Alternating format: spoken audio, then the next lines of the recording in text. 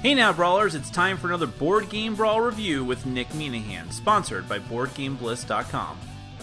Hey folks, today we're going to take a look at Epic PvP from Fun to 11 and AEG. Now, they're sort of co-partners in production and publishing of this game. And actually, it was funny, this game was funded on Kickstarter, and when it was, people were like, oh my god, AEG, one of the major publishers, is using Kickstarter, it's the end of the world. Well, not really. It's Fun to 11's baby, and they're known for using Kickstarter. AEG just helped them out with it, and part of that is because AEG had the game Smash Up, which, a very, very popular game I don't happen to like. I get a lot of flack for that, but Smash Up had a system wherein you are taking two different decks of cards, like aliens and ninjas, or pirates and dinosaurs, or whatever it might be, and shuffling them together, and that's the deck that you use for the game to sort of do this combat over different areas out on the board to get points. Epic PvP uses the same basic system of shuffling together two disparate decks, but in this case it's used for like head-to-head combat. It's mostly a two-player game where you're just trying to eliminate your player's life points, Magic the Gathering style, or actually more like BattleCon style. We'll get to that, but you can also be played as a 4-player game, 2-on-2, or 3-player game, free-for-all, that type of thing. The difference here is that you're not mixing together two wildly different factions, you're mixing together a class and a race D&D style. So you have a high elf paladin, which is an example I use in the overview, but you could just as easily have a dark elf paladin. You could also have a cat folk rogue, or you could have a cat folk druid, or any kind of combination of all these different races and classes can be mixed together. That provides you your deck with which you combat your opponent, and you have all kinds of different special abilities from both your class and your race all mixed together, all in the service of just taking out your opponent. So let me go ahead and give you a brief look at how the game is played. And by the way, I will mention here that I'm using the Kickstarter version of this game, which has some expansion packs that I don't think are exclusive. They will be available eventually. I just don't know what the distribution model for that is going to be. So do note, I'll note it in the overview, like which ones are the expansion characters and which ones are in the retail game. Also, it comes with this really super cool box for the Kickstarter, which I wish the retail people were going to get. But I think that once their limited stock is gone, it's gone, and the retail customers are going to get the normal box, whatever that's going to look like. But I'll show it off anyways, because it is super cool. It's got like a magnetic latch, and it's got these little shelves that come out with you keep like your races and your classes. There's even a separate little thing for the rule book and the tokens. So it's super cool. I kind of wish that everyone was getting it, but nevertheless, let me go ahead and show you how the game is played. Then we're going to come back. I'll let you know what I think.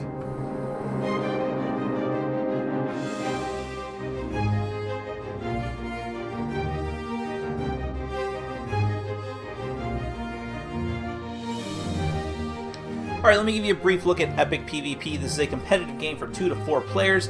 It's mainly a 2-player game, but if you play it with 4 players, you can play on 2 versus 2 teams, and with 3 players, it's kind of a free-for-all type thing with just a couple of slight modifications. But for the most part, it's a 2-player game, and that's how I'm going to treat this overview.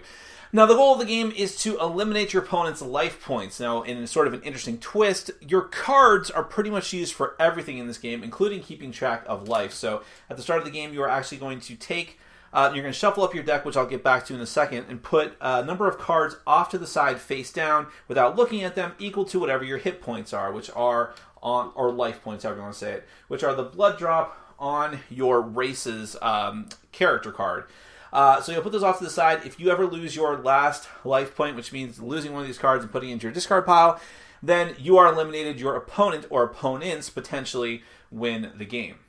Now let's just jump into the most important part about Epic PvP, which is creating your character. Your character is going to be composed of a race and a class. Now how this actually manifests is taking one of these tiles, which are also used as dividers in the box, although I'm not sure how it's going to work in the retail version, as I explained in my intro. But you're taking one of these tiles and you're taking these deck of cards associated with it. So if I decide to be a high elf paladin, I'm going to take the high elf deck and the paladin deck, and I'm going to shuffle those together, and that constitutes my deck of cards, those two things together. Notice as well that each of the different tiles is going to have a different special ability. So for instance, the high elf's ability, it's kind of tough to explain without going into the rest of the rules, but she gets an extra draw. It'll make more sense when I get back to the main overview of the game. The Paladin's ability, and first off, let me say as well, these icons indicate timing. So anytime you see a shield icon, that means that during when you're playing moves, you can decide to use his abilities, which is essentially on your turn. And anytime you see a red diamond, that's on your opponent's turn, and anytime you see the blue-red there, that means in response. So that means you can use the Paladin's ability pretty much whenever. And this one says that after you take damage, you may draw a card from your deck, and if you do, discard a card either from your hand or your aggression pile, which we'll get back to in a second. But that is a very important distinction. You only draw from your deck if you are specifically told to, which is a bit unlike other games, and we'll explain why in a minute.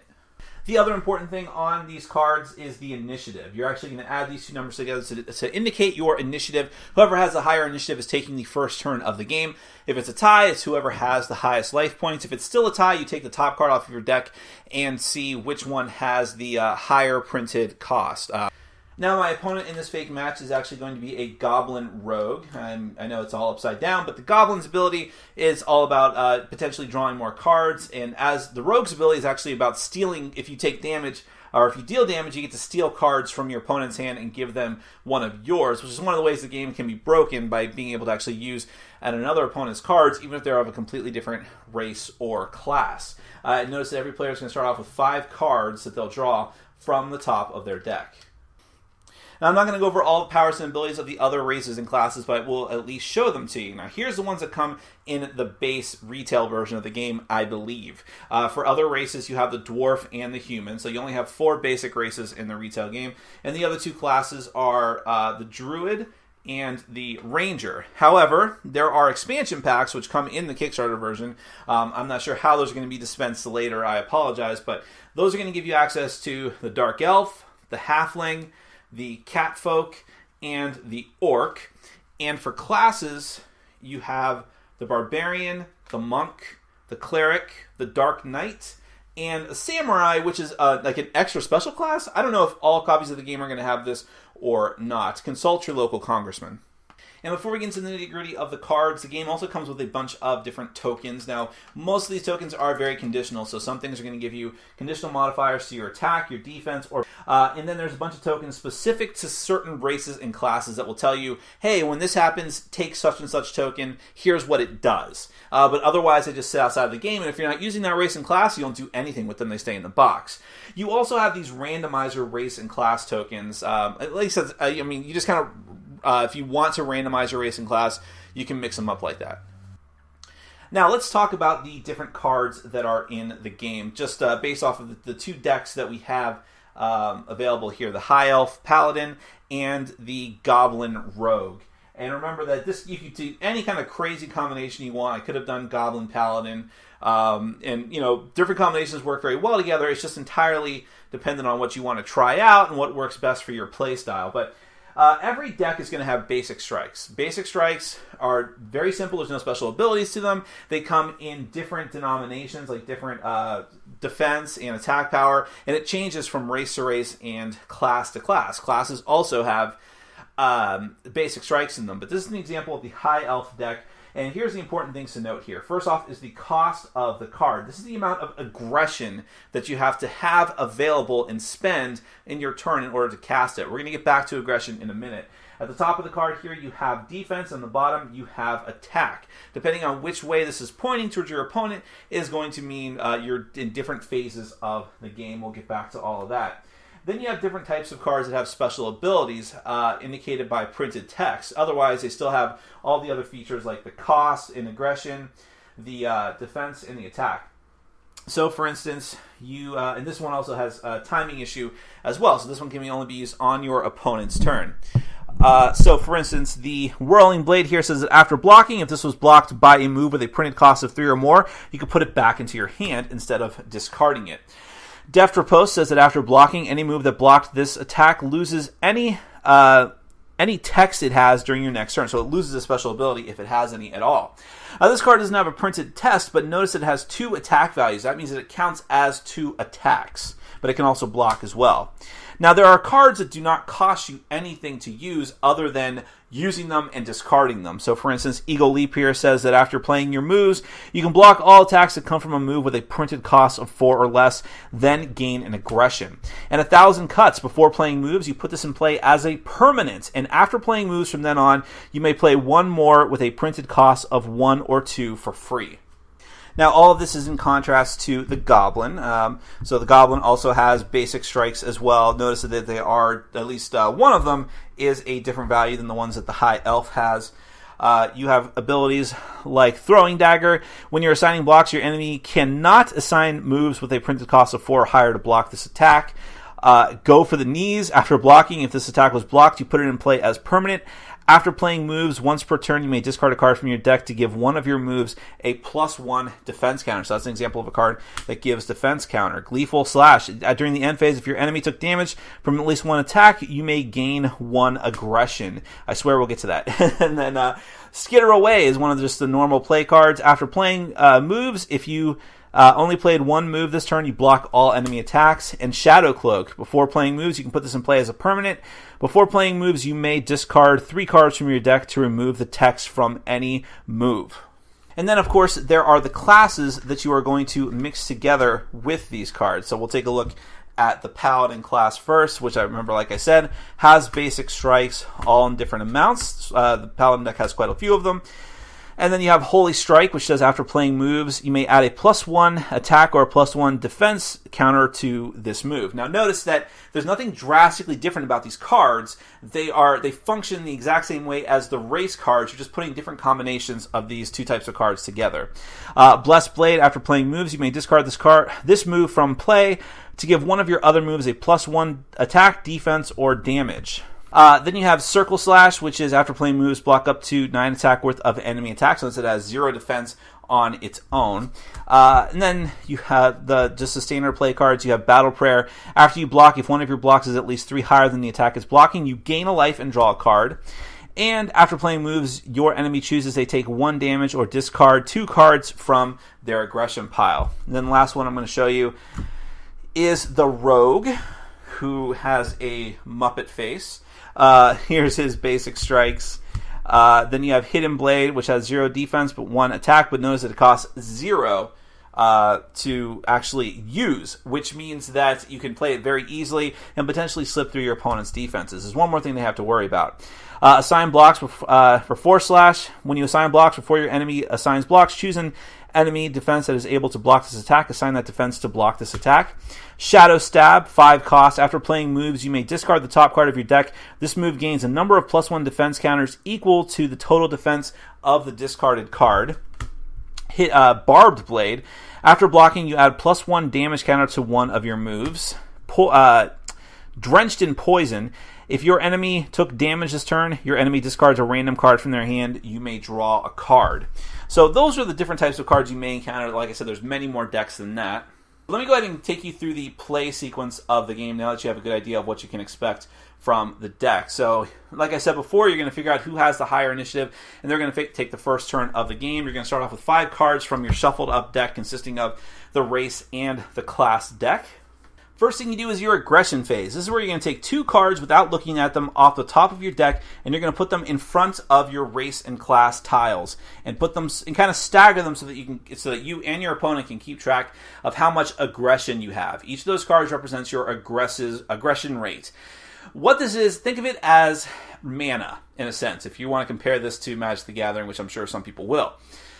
This is what you have to spend to meet the cost of the cards you have in your hand. So right now, I have 2 aggression, which means I could cast, so to speak, 1 card that has a cost of 2, or 2 cards that have a cost of 1, or any amount of cards that have a cost of 0. But this is a finite resource. These cards don't go away just for using those cards. But once you've used up, in this case, 2 aggression worth of cards, that's it for this round. It doesn't finite resource doesn't reset until the next round. But the next phase of your turn is interesting because now you have the chance to draw. And instead of drawing from your deck like you might expect, this is what I mentioned before, you have the chance to draw from your aggression pile. You can draw as many cards as you want, but you have to declare how many you're drawing first and then draw the cards, up to however many you actually have out there in your aggression tableau. And the reason why this is important is because this is the main way that you're going to get cards into your hand. And you need cards in order to fend off your opponent's attacks and also to attack him or her in turn. But your aggression pile is what you need to fuel those cards. So you have to do this very carefully and make sure that you can just be like, okay, I've got 4 aggression. That's enough to do a lot of the things that I want. So during my draw phase, which comes after that, I'm going to just draw 1 card. Now, unfortunately, if that's a card that you don't really want or need, you can't go back and draw again. This is why the High Elf's ability is actually very useful. The High Elf, as an extra step, has the opportunity to draw 1 or 2 cards from her aggression pile. So she can draw 1 card from her aggression pile as normal and say, oh crap, I still need to draw, and then use her special ability. So just some nuance there. Now regardless, once you're done with that, you are going to play your moves. So when you play your moves from your hand, first off, assume that you can actually afford them, and you're going to play them out with the blocks facing your opponent. So let's say, I actually have enough to do this. So let's say that I want to do my Blessed Strike and Basic Strike. I'm going to put them first with my blocks facing my opponent. Now in this particular case, it doesn't matter. But if my opponent had already played some attacks from before with the aggression facing me, I would want to... this is my opportunity to block against them. So therefore, the defense blocking stats are going to be facing my opponent's attacking stats and hopefully canceling them out. So in this particular case, they would, so the attack would go away. This one actually gets through because it beat my defense. I'm just going to ignore the text for right now. So in this particular case, I would go ahead and take a damage, which means I would have to get rid of one of my life points, and then the other attack would go away as well. And now I have a chance to attack my opponent, so I'm going to spin my cards around, and if I have special abilities, I can resolve them. And now it's going to go to my opponent, who will have to react to my attacks coming in at them.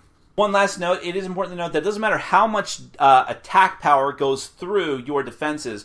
If a card is either unblocked completely or if it manages to surpass your defense, you just take 1 damage for each of those types of unblocked attacks. And that's essentially Epic PvP. I know that was a very quick overview, but that is essentially the whole game. It's all about the abilities on the cards and playing back and forth. So once your turn is done, cards will be facing your opponent. Your opponent will take their turn and do the same thing. Now, let's get to my final thoughts. Presentation-wise, I think that Epic PvP does a good job. I mean, obviously not everyone's going to get the awesome Kickstarter box, I think. But I like the artwork in the game. Some things are not that great, like the Rogue, as I pointed out in the overview, looks really silly. But part of that is because they had to keep the class imagery generic because it had to mix together with the race. And, you know, instead of doing alternate artwork for every single class, that's just how they had to do it. So the monk had to look like he was a superhero with with his mask on. So it's kind of weird. But aside from that, I think the artwork is good quality. I think the quality of the card stock and the different tokens and things, all that is fine. I really can't complain. And like I said, the box is just kicking and awesome. And hopefully the retail box at least holds a candle to that. So can't complain about the presentation. As far as the theme goes, it's, you know, any of these types of games that are competitive head-to-head card games or where you're like summoning things or fighting things or battling things, it's hard to get the theme down pat just because that's not really what the game is all about. It's just about competitive card play. I do like the idea, though, that you are mixing together this class and race. It definitely does give you this feeling like you can kind of spin the story out like, how did my Dark Elf become a Paladin? You know, that kind of thing. So that is neat, but the theme doesn't really present itself and come out that strongly through the game. Although it is interesting that there are, and how some of the abilities work, it makes some sort of sense. And especially when you're mixing together the different abilities, it's like, okay, let's say that I do have, like, one of the games I played, I was a Dark Elf Barbarian, and they have somewhat similar abilities of taking cards back, so you can say, okay, well, he's very savage, and so he's able to attack and attack and attack, but he's also got some cunning instincts to his savagery, so some cards he also gets to take back with his insight tokens. I don't know, it's a weird thing, but I like how some of the theme could work. It just takes some imagination to get to that point. So as far as the gameplay, I think it's really a good game. I think that it's very, very fast. That's one of the things I like the best about Epic PvP, which sounds kind of bad, like, oh, the game is over quickly. No, that's not what I mean. It has a very visceral feel to it, and that's one of the reasons I think that games like Yomi and BattleCon to a lesser extent. BattleCon matches can go on kind of long, but especially with Yomi, which I think might be one of the closer comparisons with Epic PvP, where it's just like boom, boom, boom, boom, throw cards down. When you and your opponent or opponents, I don't recommend that, by the way. I think this is strictly a two-player game. Like so many of these types of games, even Magic the Gathering to a point, really a two-player game, unless you're playing Commander. But when you and your opponent really know what you're doing, you can just go boom, boom, boom. Okay, my turn. Boom, aggression. Boom, done. Boom, boom, go. And then the game really shines because you know what you're doing. Battles feel like a combat match, and then I think you get more of the theme coming out of it. And so really having an experienced player to play against, which will happen quickly, by the way. The game is really easy to understand, despite the rulebook, which is kind of lacking, I think. It's not terrible, but we did have to watch a gameplay video to make sure we were getting the concepts right. But once you have that speed down, I think that's the greatest asset of the game, is just being able to play these matches so quickly. And like I said, I like the smashing up of the decks, if I may use that term, to get these different combos going on. I think that the weakness of the game is that, and it's just an inherent aspect of the game, is never knowing quite if what you're doing is working very well together. Like the Dark Elf and Barbarian I mentioned before, it felt like it was kind of redundant. It wasn't working terribly well, whereas my opponent had like some crazy like Catfolk Ranger thing that was just completely decimating me, which was fine. And because in a previous match, I did the same thing with like High Elf Monk, just seemed to work together well. And I think that's something that's going to happen in this game. You're just going to stumble across combos and certain particular really powerful cards that are just going to clean your opponent's clock. So I would say there might be something of a balance issue here, which isn't to say that maybe they didn't play test it enough or anything like that. It just might be an inherent quality of a game like this, where some combinations are just going to sing better than others. So that's kind of a weakness, but also part of the fun of it is discovering what uber powerful things you can do here. Now, I always like it when cards can be used for multiple different things, and that is present in this game because your deck and the cards that you play, your moves, are also your aggression pile. And I do really like that concept, but it's a hard thing to wrap your head around because it's very limiting. Like, I just want to draw cards, but I need these cards out here. So it's kind of stressful, but in a good way. I like being able to make that. It's another important decision-making in the game. Do I draw cards because I desperately need cards? But if I draw cards that I then don't have the aggression to cast because I drew those cards, what good is it? And meanwhile, I'm staring down death's door because I need to figure out some way to combat these moves that are coming against me and block them. So it's very interesting. It's very interesting how you can play the cards, and they have different special abilities and a lot of different things. Like you can try to play a lot of quick cards that are easy to cast. I'll just keep using that term because it's easier for me to cast these cards that to just do a full court press on your opponent, even if they're relatively easy to block, because again, it doesn't matter. Your opponent can be ladled down with a lot of high-cost cards and just say, well, those are really easy to attacks to block, but I can't block them all. I physically can't do that, so I'm going to take damage. And that might be the only annoyingly frustrating thing about the game, is sometimes you get a hand of garbage. Garbage being cards that you cannot possibly cast, and there's nothing you can do about it. You can't just keep drawing your aggression pile, because you need that aggression out there to cast those cards that you may not live long enough to actually use. So that is a big source of frustration for the game, but overall, I think it's balanced out by just how innovative some of these systems are, and how well and how smooth and how fast that they work together. So this is definitely going to appeal to people who like Yomi, who like BattleCon, who like Magic the Gathering to a degree, or any kind of head-to-head competitive game that flows very smoothly. I question how deep and how much, more this game can be expanded and still become more and more innovative. They're going to add more races, they're going to add more decks. There's an implication that they'll do like a sci-fi version of this, since this is specifically marked as fantasy, and that's fine, that'll be fun. But it's not going to add like a tremendous amount of innovation to the game, I don't think. It's just going to be one of those things where it's like more and more of the same, and that might be enough because it is fun and solid. I just don't think there's going to be like a huge competitive scene around this game if that's what you're expecting. But still, good, solid game. Like the artwork, like the idea of it. Definitely better than Smash Up for me, at least. That is Epic PvP from Fun211 and AEG. Check it out. Thanks for watching. Follow us on Facebook, Twitter, and Patreon. And make sure to check out our sponsor, Board Game Bliss, where you can find an amazing selection of games from around the world. BoardGameBliss.com. Thanks for your support.